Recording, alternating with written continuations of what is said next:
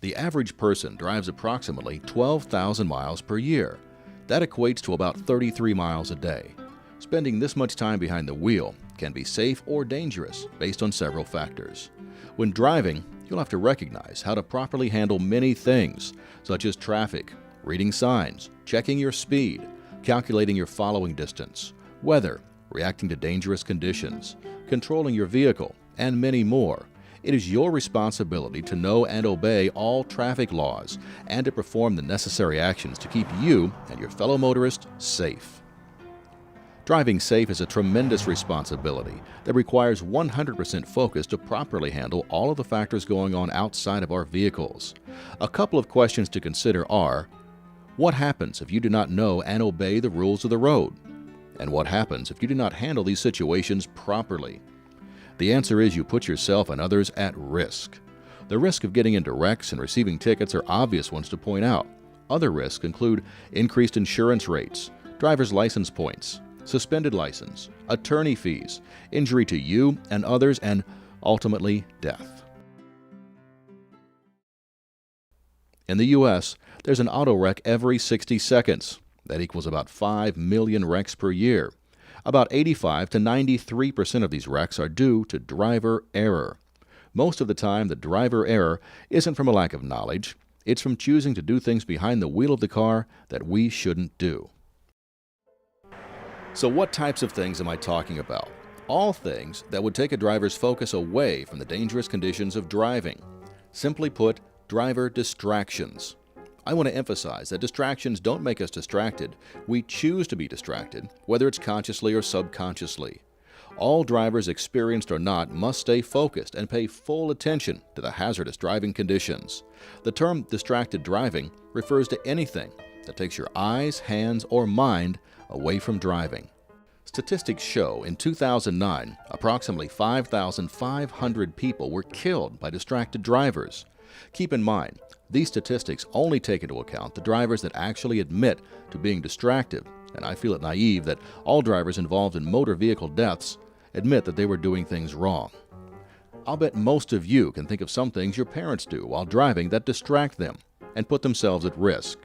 Many people truly believe they can do two things at one time, just as well as they can do a single thing alone. Let's see if that's possible. Now we're going to talk about distractions in the car. Our brains are designed for us to do one thing at one time, much more effective than when we do multiple things at one time. And so I've drawn a chart here on the board, and we're going to do an exercise to prove what happens when we do multiple things at one time.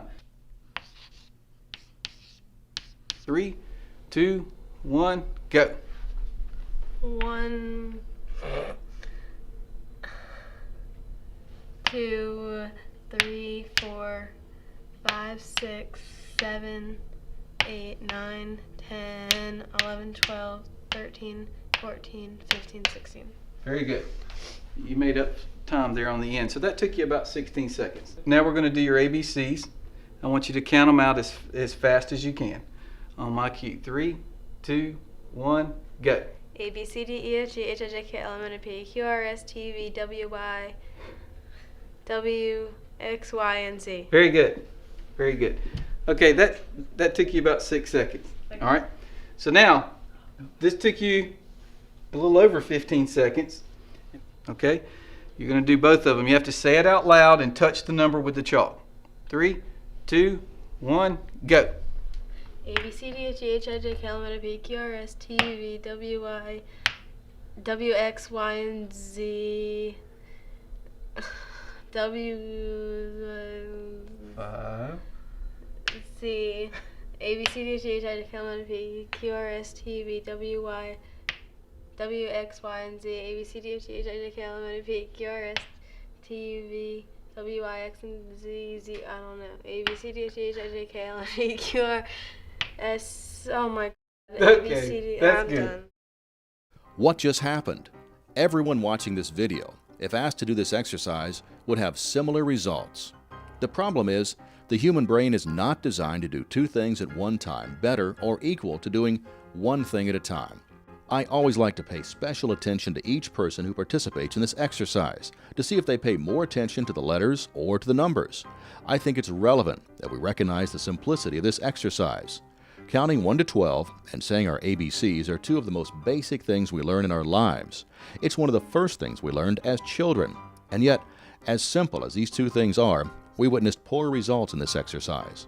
Imagine how difficult it must be to do two things at the same time, like driving a vehicle in city traffic and texting a friend.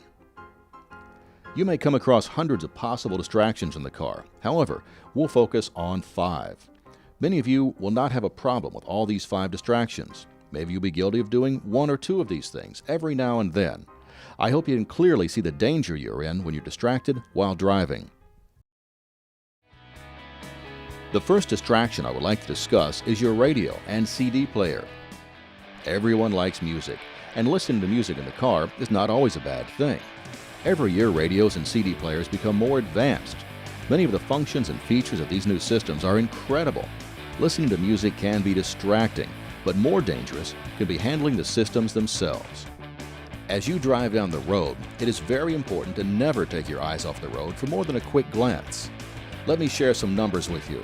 When you're traveling at a speed of 30 miles an hour, you cover 42 feet per second.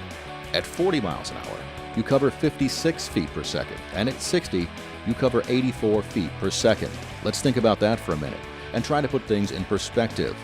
When you're driving at 60 miles an hour and you take your eyes off the road for 3 seconds, you would have covered 252 feet. A football field is 300 feet.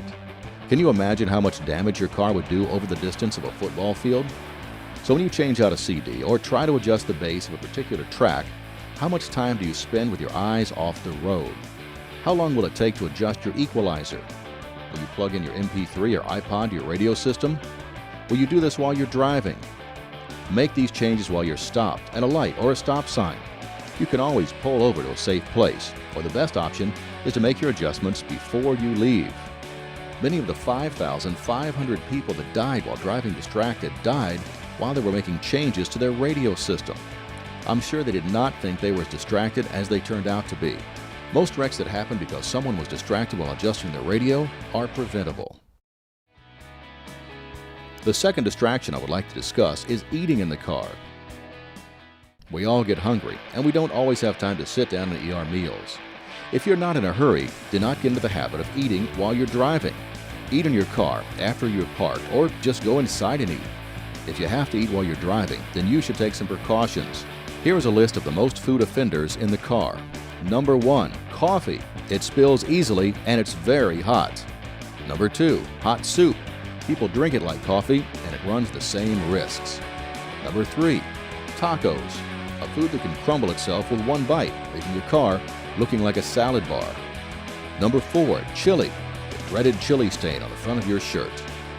And number 5, hamburgers. Grease, ketchup, and mustard, it could all end up in your hands, your clothing, and the steering wheel. So is there anything else you can do? Yes, make sure there's a lid on your coffee, as well as any drink you have in the car. If you're in the mood for a taco, then order a taco, but eat it inside. Really, how much time does it take to eat a taco? In life, there's a time and place for everything. There's no right time for eating a potentially sloppy meal while driving. How many of the 5,500 people died while eating? If you must eat while driving, eat a granola bar or something that won't make a mess. The third driver distraction is passengers in our car. I'll focus on the friends that will be in your vehicle because for teenagers, they're usually the problem. 90% of teens say that passenger behavior has distracted them while driving. Spending time with your friends is great. Your friends can add value to your life, and you will most likely spend many hours in the vehicle with your friends. You'll be driving your friends back and forth from school, sporting events, after-school functions, and at night to and from various activities. Sometimes people get excited and pay more attention to the conversation going on in the car than they do to their driving.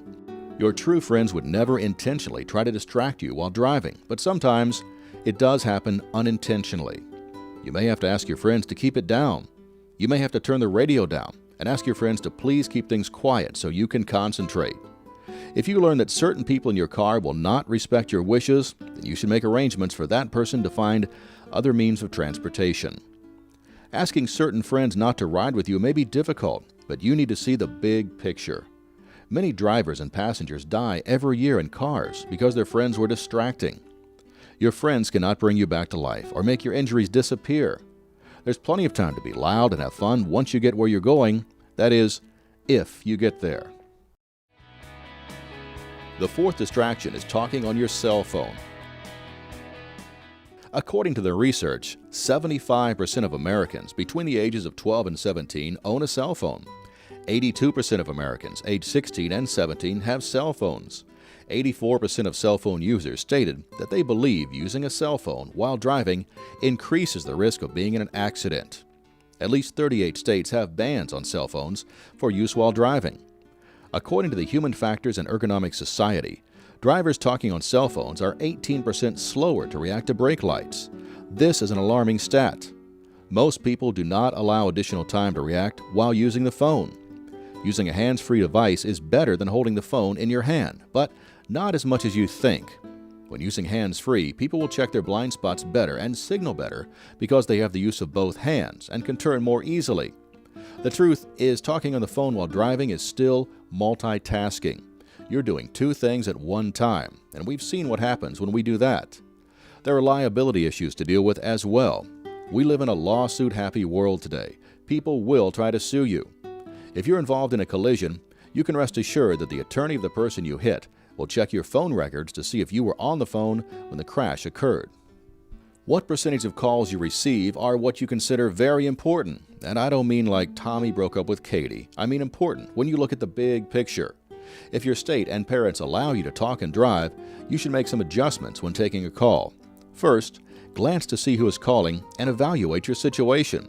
For example, you may be 3 minutes from your destination. Just wait and call back. It may be a friend or a call that you know is not important. Just call back later.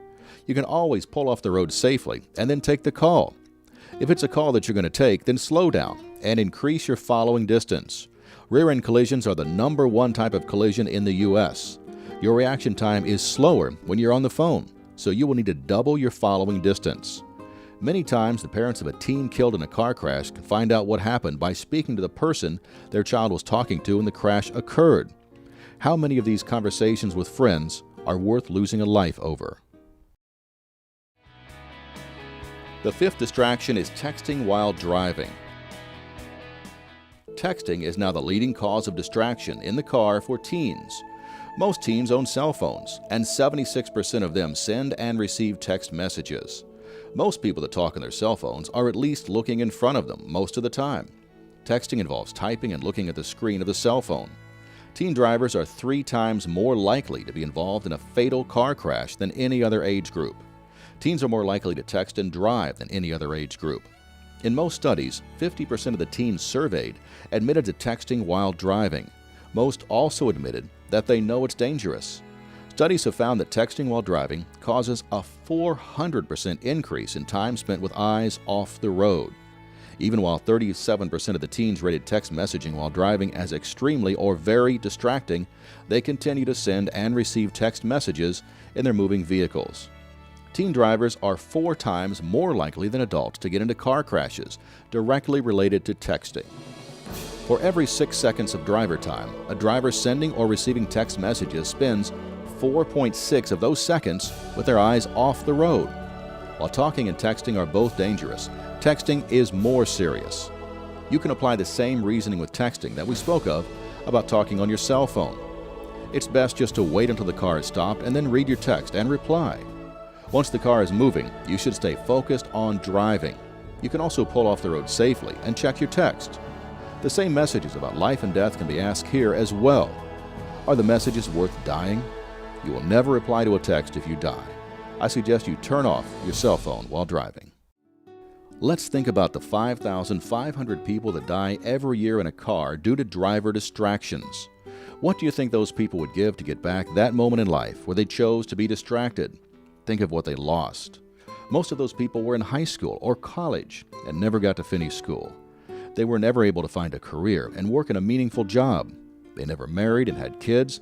Their lives were cut short because they did not see the big picture. The things I just mentioned are what's important in life, not taking a meaningless phone call or sending a text message to a friend that you could have done later. 67% of the deaths in ages 16 to 24 are in a car. If you do not live to be 25, you will probably die in a car. What is going to cause that fatal crash? Will it be because you were distracted? Use the car for what it's meant to be used for. It's a means of transportation. Driving demands and carries much responsibility. The things you choose to do or not do while driving could mean life or death. Stay safe and stay alive by choosing today not to be distracted while driving.